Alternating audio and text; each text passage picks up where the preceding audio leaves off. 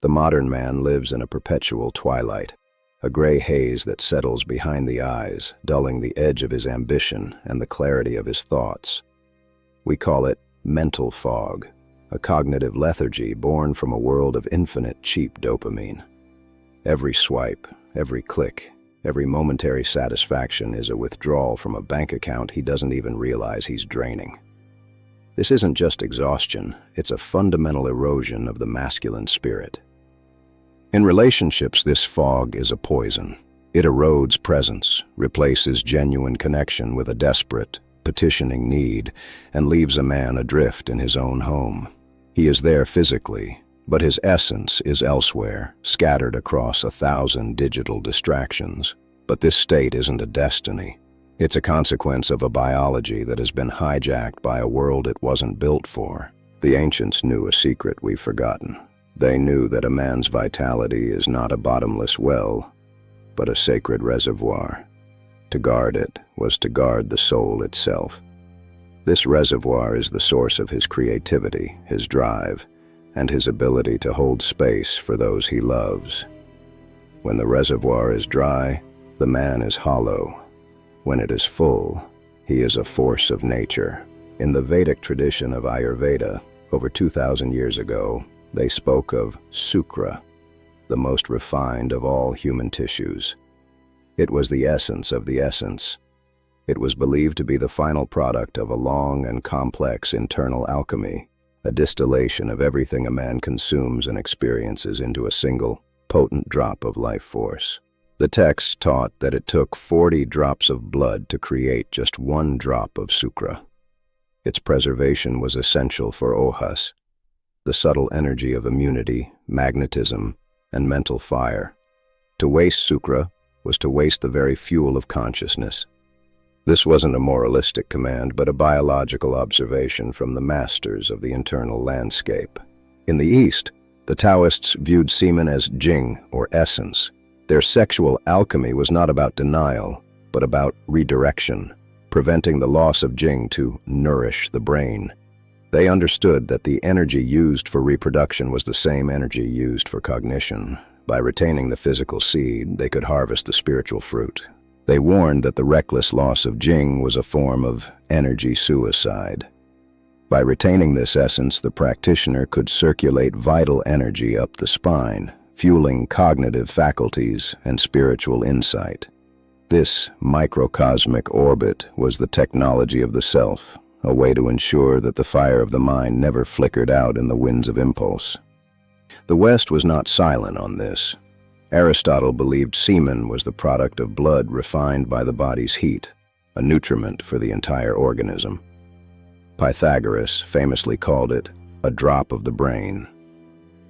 These weren't primitive superstitions, but the early attempts of Western philosophy to understand the link between a man's physical output and his intellectual clarity. By the 18th century, Dr. Samuel Auguste Tissot reintroduced these ideas, arguing that the loss of vital essence was more debilitating than the loss of blood. It was a medical obsession that shaped an era. While his methods were often extreme, his underlying premise, that a man's nervous system is intimately tied to his reproductive health, remains a subject of intense transdisciplinary study today. But today, the threat isn't a lack of knowledge, but an excess of stimulation. High-speed pornography and constant masturbation have created a hyper-stimulated mind, leading to a profound desensitization. We are drowning in a sea of pixels, and our brains are gasping for air. The fog is the result of a system that can no longer distinguish between a genuine connection and a digital ghost. This is the dopamine hypothesis. Constant spikes from ejaculation downregulate our receptors. The brain, in an attempt to protect itself, numbs the signal. The result is a flat, foggy existence where nothing feels truly satisfying. We are like addicts who can no longer feel the high but are terrified of the withdrawal. Semen retention is the first step in breaking the loop. Research suggests that frequent activity can even reduce androgen receptor density in the brain. Semen retention is a hard reset, allowing the body to use its own testosterone more effectively. It increases the ratio of receptors to hormones, making the man more sensitive to his own natural drive. This is the biological basis of the superpowers reported by practitioners. The 7-day peak is a cornerstone of the movement. Studies have shown testosterone levels surging to nearly 145% of baseline on the 7th day of abstinence. It is a biological fire that clears the fog. This surge isn't just about strength, it's about the cognitive sharpness that comes when the brain is properly fueled by its own androgenic signals. From an evolutionary perspective, this discipline changes the game. A man who does not seek constant release is perceived as less needy. He shifts the power dynamics of modern attraction. He is no longer the beggar at the gates of intimacy. He is the architect of his own presence. This shift in posture is felt instinctively by everyone around him. By breaking the cycle of petitioning for sex, a man increases his own value in the relationship. He becomes a variable reward, a psychological shift that often reignites a partner's interest. He stops being a predictable source of dopamine for others and starts being a source of inspiration for himself.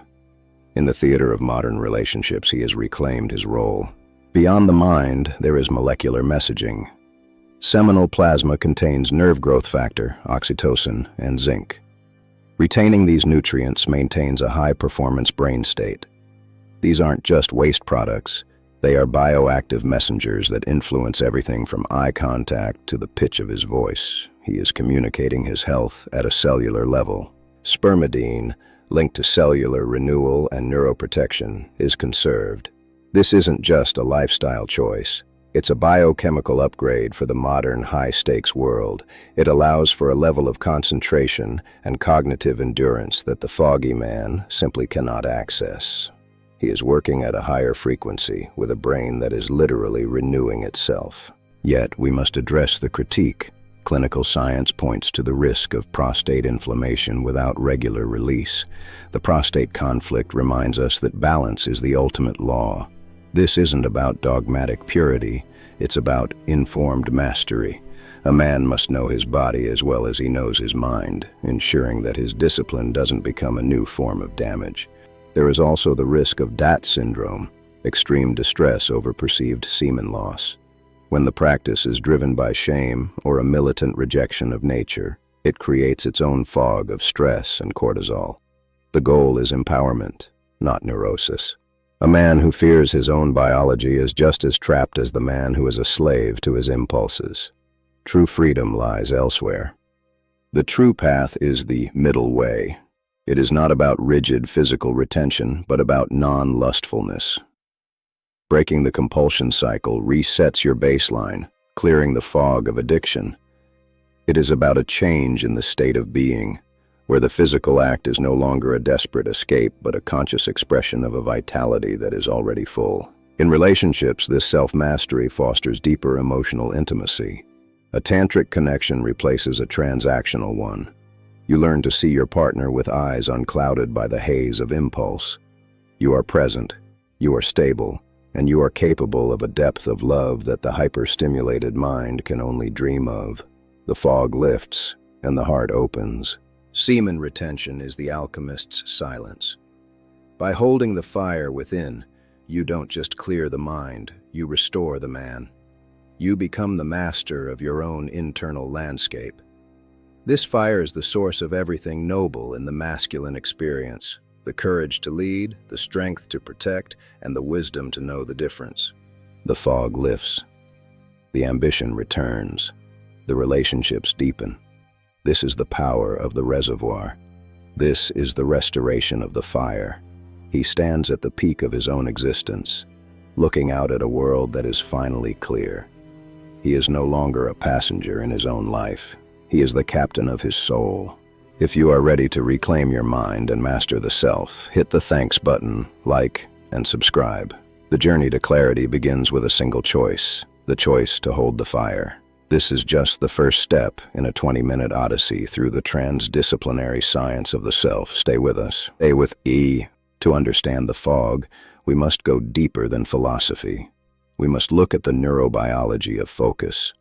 When a man practices retention, He is essentially rewiring his prefrontal cortex, the part of the brain responsible for executive function, decision-making, and long-term planning. He is moving from a state of reactive impulse to one of proactive intent. Constant ejaculation leads to the downregulation of D2 dopamine receptors. This is the brain's way of muting the noise of hyper-stimulation. But in muting the noise, it also mutes the music of life. Retention allows these receptors to heal, to sensitize, and to once again find joy in the subtle, the profound, and the meaningful. This isn't just about testosterone levels in the blood. It's about the testosterone cascade in the brain. The brain is an androgen-sensitive organ. When we conserve our vital seed, we are essentially providing the brain with the optimal chemical environment for clarity. The fog isn't just out there, it's a lack of fire in here. Modern life is a cortisol factory. Stress, anxiety, and the constant pressure to perform create a chemical soup that further thickens the mental fog. Semen retention, by stabilizing the androgenic profile, acts as a buffer against cortisol. It gives a man the emotional resilience to navigate the storm without losing his center. There is also a sociological shift. A man who has mastered his impulses moves differently in the world. He is no longer part of the blurred mass. He has a presence that commands attention without demanding it.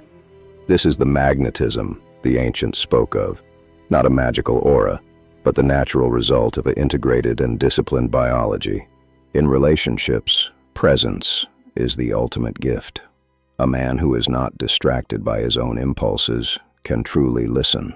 He can truly see. He becomes the anchor in the relationship, the stable point around which everything else can revolve. This isn't dominance through force, but dominance through clarity. He leads because he is the most present person in the room. This discipline creates a positive feedback loop. Clarity leads to better decisions. Better decisions lead to better results. Better results lead to increased confidence. This confidence, in turn, makes the discipline easier to maintain. The man is no longer fighting his biology. He is riding it like a wave toward his own potential. Let us return to the philosophy of the seed. Every seed contains the potential for an entire forest. To waste the seed is to waste the future. Semen retention is a commitment to that potential.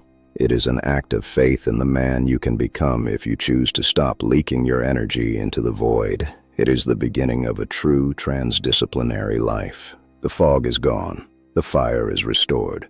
The man is whole.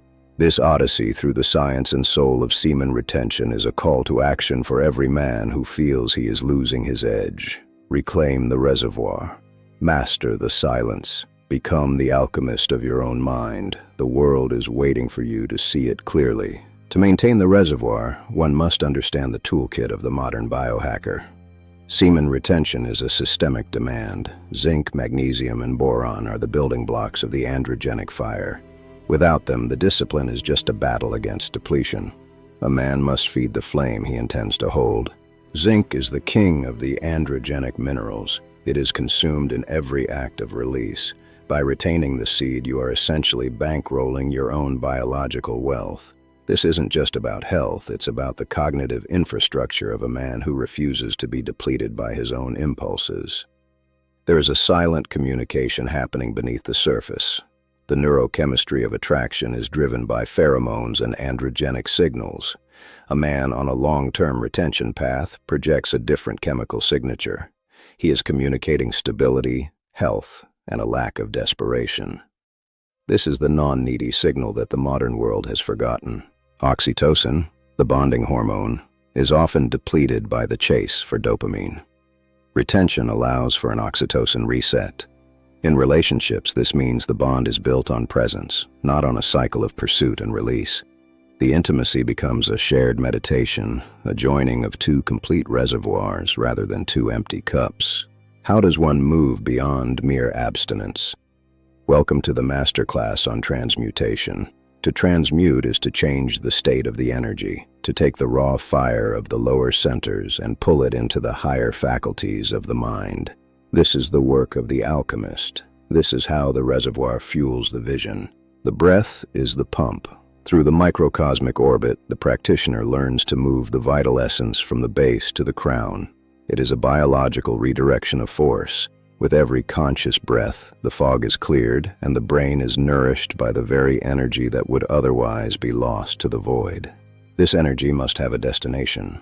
Creative focus is the final stage of the alchemy. The drive that was once directed toward impulse is now directed toward creation. The man becomes a prolific force, his mind sharpened by the discipline of his body. He is no longer a consumer. He is a creator of worlds. This is the integrated man. He is neither a slave to his nature nor a stranger to it. He is the master who knows when to hold the fire and when to let it burn. He has bridged the gap between ancient philosophy and modern science. He is the alchemist of his own existence, standing in the light of absolute clarity. Relationship dominance isn't about power. It's about clarity. It's about being the one person in the room who isn't foggy. Your partner doesn't want your submission. They want your presence. By reclaiming the reservoir, you provide the anchor they've been searching for. You lead because you are the most awake. We stand on the shoulders of giants, from the Ayurvedic sages to the modern neuroscientists. This transdisciplinary legacy is your birthright. The fog is in choice. The fire is an achievement. You have been given the tools. You have been given the map. The rest is a matter of discipline. Choose the reservoir. Choose the silence. Choose the clarity that comes when you stop seeking the cheap dopamine and start building the deep life. Every day is a choice to either leak your power or to hold it. Choose the fire. Choose to be the man you were built to be. The fire is restored. The mind is clear. The odyssey is complete. You are no longer a passenger in the gray haze of the modern world. You are the captain of your own internal landscape, sailing toward a horizon that is finally beautifully clear. This is the end of the fog and the beginning of your life. If you have found the clarity you seek, hit the thanks button, like, and subscribe. This 20-minute journey is just the foundation. The real work happens in the silence. Master the self. Restore the fire. We will see you at the peak of your own existence.